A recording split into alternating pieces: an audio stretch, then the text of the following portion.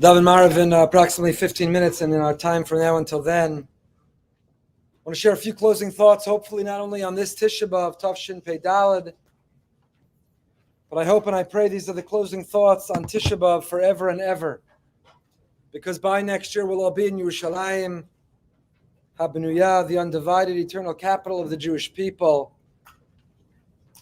celebrating the welcoming of Mashiach, enjoying the great barbecue of the Beis HaMikdash speedily in our day. This Tisha B'Av, maybe more than any, and perhaps it's to be expected as the years go on, there are enough videos, enough films, enough movies that were released. You could watch Tisha B'Av themed videos for days on end or weeks on end, certainly for 25 hours straight. And it's a beautiful thing, and they're inspiring each in their own way.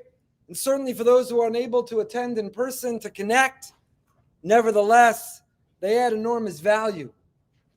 But I worry and I fear that the presence of these multimedia reinforces this notion that Tisha B'Av, we're just trying to distract ourselves. Tisha B'Av, we're just avoiding looking at that clock and counting down how many hours or minutes are left. The Tisha B'Av is about just getting through it, getting by, putting it in the rearview mirror, completing it on the calendar. 3 weeks are behind us, and now we can enjoy the rest of this summer. But that mentality and that attitude, that approach, that perspective is entirely missing the point and missing the boat of what this day is really all about. Last night, this morning, we sat on the floor, we cried, we grieved, we reviewed the events of October 7th and 10 months since, but we also re-tapped into all of Jewish history and its calamities. Collectively, communally, and individually, how many broken souls, how many churbanos of lives, how many people who are suffering, loneliness, mental health challenges, addiction recovery, waiting and longing for parnasa, or for their zivug, for their bashert, or for their child. And the goal of all of that, the purpose of all of that was to move us to tears, Hazorim Bedima, so that Berina Yiktzoru, to move us to tears, but tears that will lead to action, to change, to a difference. The Heilige Amaros Tahoros, the Rachman Shvivka Rebbe brings down that Av is an acronym for Elul Ba. Rabbanim feel that, maybe Chazanim and Gabayim a little bit feel that, but most people feel Tisha B'Av in the books, in the rearview mirror. Benas Manim, Tu B'Av, Shabbos Nachamu, vacation.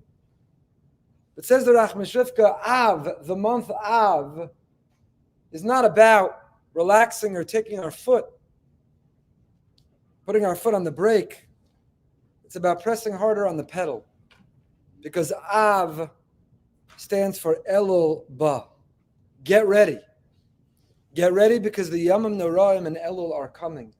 And it's not a coincidence we have Shivat and Nechemta, 7 Haftorahs that link and that connect. This day of tears, and this day of torment, and this day of enough of the suffering, and enough of this exile, enough of this gullus, enough of this anti-Semitism, enough of these losses. A lone soldier died tragically today just getting out of Gaza, an allergic reaction, and he couldn't be saved. The masses who showed to his funeral was heartwarming, but yet it is another in the number, in the list of Alila Nibochia, of the Churbanos, that this day, the tears are meant to move us, because Elul Ba, Elul is coming. Elul is coming. The Gemara in Barachas Samach Aleph tells us, Yelech Adam Achorei Ari v'lo Achorei Isha. Person should walk behind the lion and not behind a woman. There are many ways of interpreting this Gemara, this Chazal. Some of them having to do with modesty. The tzaddikim say that the mazel of the month of Av, each month has a mazel, a constellation, a symbol associated with it. And the mazel of the month of Av is the Ari, is the lion. And the mazel of the month of Elul is a psula, is a woman. And when Chazal were telling us, Yelech Adam Achore Ari V'lo Achore Isha, don't wait for Elul to wake up. Don't step on the brake, step on the gas pedal. Don't let up, ramp up. Let Tisha B'Av, let these films and movies, let the keynotes and speeches move us to finally bring about that change, that transformation, to become the people that we're meant to be. It's the opposite and inverse of what the world thinks. The world goes on Ben Azmanim. Yeshivas are off. The mentality is vacation, is break.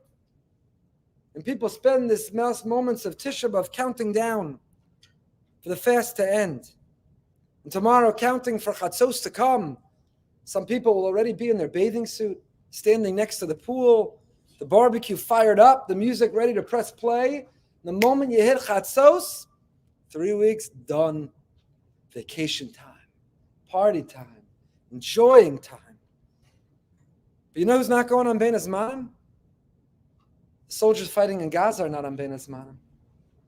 80,000 citizens who deserve to live in their homes, but have been dislocated from the north for 10 months with no clear sign or date of when they'll be able to go back, with the threat of Hezbollah looming, and the tunnel system up north, and the rockets that they face. Their 10-month hiatus from their lives is not going on break. It's not going on break.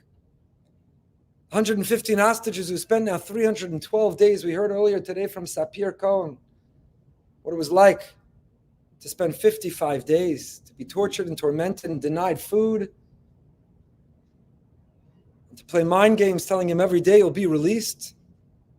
In her interaction with Sinwar Yamach Shemo V'Zichro himself, hostages aren't going on Ben Azmanim.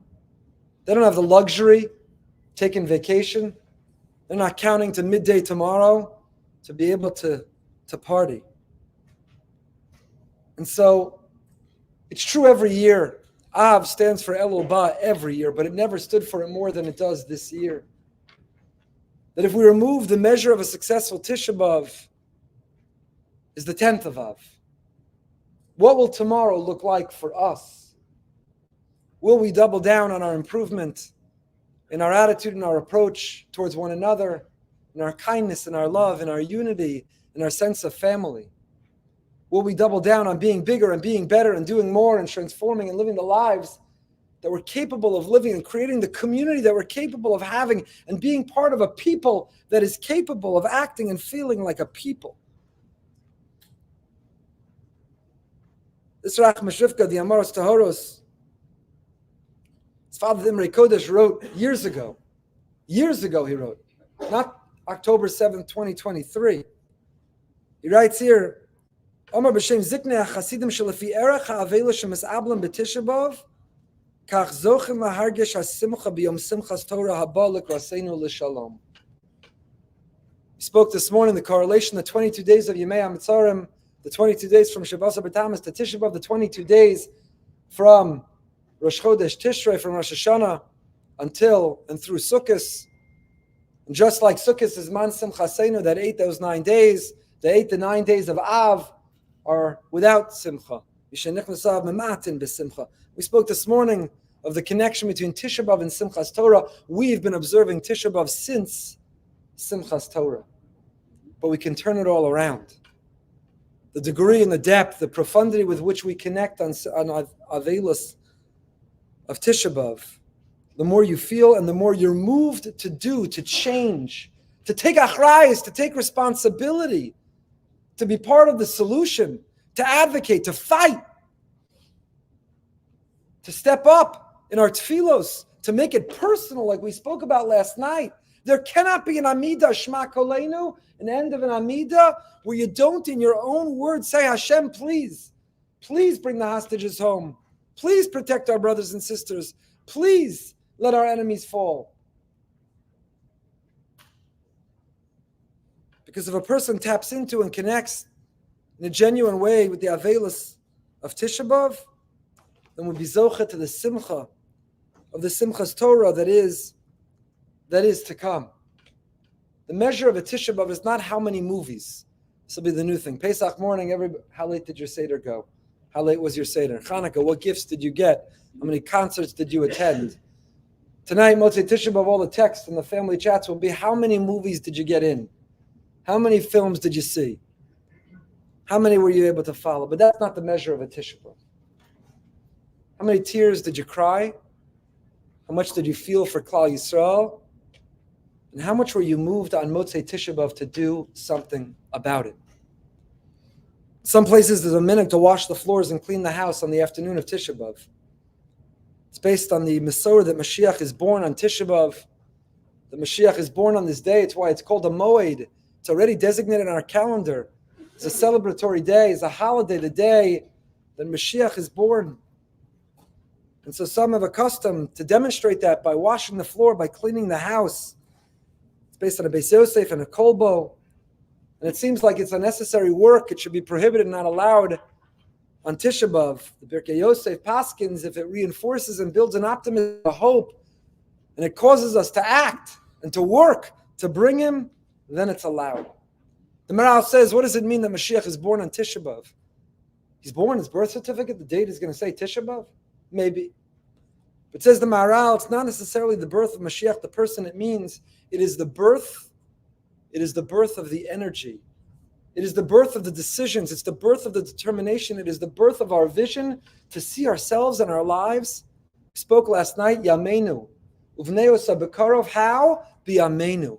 When we give our days and fill our days, the hostages' days are not their own. And as long as those days are ours, we can fill them with meaning and with purpose and with drive and with mission and with making a difference. And there is no vacation from that. There is no Bein Hazmanim from that. There is no break for that. There's no break for the soldiers and the hostages, and there's no break for us.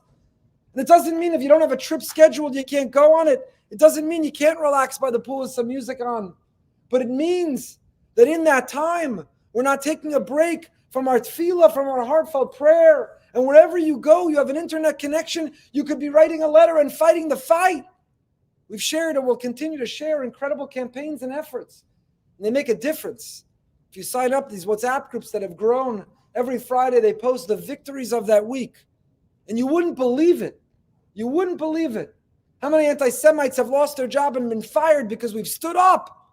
How many businesses disassociated from a personality or somebody who had a position that was anti-Semitic or anti-Israel because people write letters, they step up. And wherever you are, lying by a pool or in your office or in your home, you can grab a Tehillim and you can grab your keyboard. You can grab a sefer. And you can grab the phone to call someone and check in on them.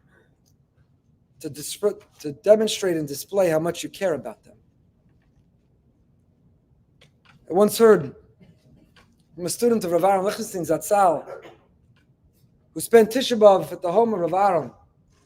Rav Aaron was a Gon Olam, a brilliant Talmid Chacham, tremendous Yirei Shamayim, an impeccable midos and person.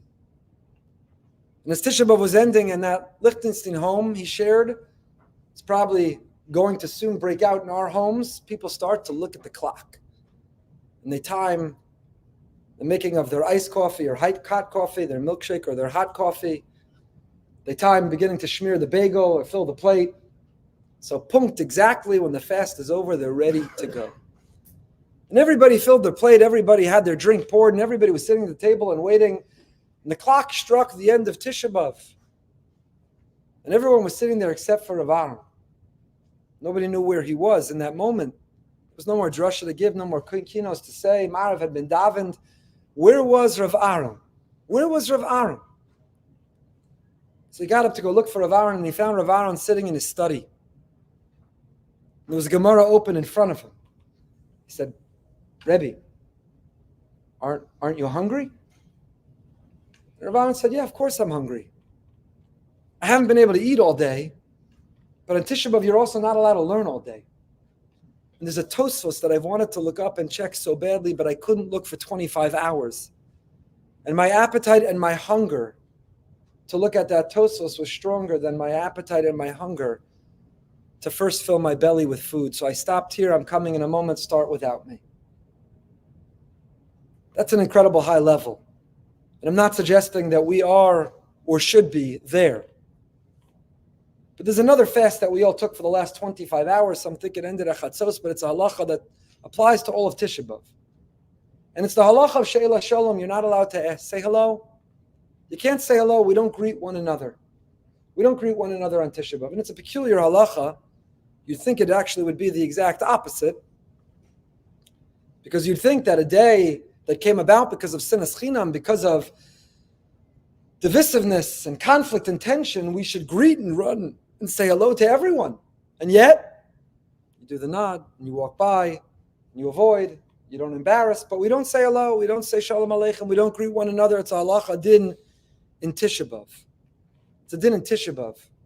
We suggested one year that maybe what brought about Tisha B'Av was leaving people feeling isolated and alone. The sinas chinam of not caring enough to check in, not caring enough to reach out. So we spend 25 hours knowing what it's like to not be greeted. 25 hours knowing what it's like for not one person to say hello. And the reason we go through that exercise is to come out of Tisha B'Av doubly determined to say hello and greet everyone we know and to meet people we've not yet even met. And so in a short time from now, we're going to daven Marav now. In a short time after, the fast will end. But 3 fasts will end. The prohibition from learning Torah, and we'll be able to resume. I saw a picture on CSY Kolo in Eretz Yisrael of Meir Tversky, Shlita. Past midnight was back in the Beis Medrash with the Gemara open, oblivious that anyone was taking that picture, barely any of the lights on. But very much like his family member, like Rav Aaron, he filled his belly, I'm sure, with food, and he was filling his mind, his heart, and his soul with Torah. The fast from learning will end. And the fast from food will end. But so too will the fast of She'ela Shalom, of greeting someone. Someone we could check in on, someone we could express care about, particularly those in Israel who aren't about to go on Bein Hazmanim. Iran's not going on Bein Hazmanim. Hezbollah and Hamas aren't going on Bein Hazmanim. And the efforts to undermine the Jewish state and the Jewish people are not going on break this year, and neither can we. And so as we wind down our Tisha B'Av, let's measure its success not by how many movies we watched or caffeine pills we popped, but let's measure its success by the 10th of Av and the 11th of and the 12th of Av. How much bigger and better we became. How many people we reached out to. How many people we reached out to. Someone in Israel shared with me a text, forwarded me a text. It's an interesting conversation between 2 wonderful people. But he forwarded me someone who texted him, with all the threats against you, everything going on, you're on my mind. I'm just checking in how you're doing. So this person wrote back. Most people would have written back, thank you, I appreciate it. He wrote back, what brought on that text? Most people who sent the text would have said, I was thinking of you. This person wrote, at our shul, Boca Raton synagogue, they often remind us and encourage us we should check in on people in Israel. So he forwarded me the exchange because he thought, and it did give me nachas. You don't have to tell anyone you were reminded. It came from yourself. But tonight, before you take a sip of that milkshake or your hot coffee, before you bite into that bagel or the muffin, before you end your fast from food, grab your phone and send a text, a voice note. Place a building block of the next Beis HaMikdash by reaching out to somebody who could use a little love, locally, in Israel, or anywhere, by making them feel noticed and cared about, by showing your concern, by signing up to send letters and to advocate and to fight the good fight, because it works and it matters, and we need more soldiers in those battles too. We mentioned this morning, Titus HaRasha, the Arch of Titus, is all that's left of him. He has no other legacy. No one in Italy or Rome knows his name or cares about him at all. And here we are, stronger than ever. We told Cori Bush the same thing will happen in her efforts to bring down our kingdom. The Persians and the Babylonians and all those who tried before her failed. The way of Jamal Bauman, and maybe there'll be a Tisha B'Av miracle, Lan Omar, tonight. But those efforts also need our help and our dollars and our difference, wherever we are. Whatever trip you have scheduled to take, enjoy. Do laundry, put on the music, take a haircut, and turn on the barbecue as a chatzos tomorrow. But chevra, we have to step on the gas pedal, and we have to ramp up. We have to recognize Av, Elul Ba. Elul is coming. And last Elul in Tishrei, none of us knew what the year would bring. And if we want a bria that goes a very different way, we can't wait till then. Now is the time.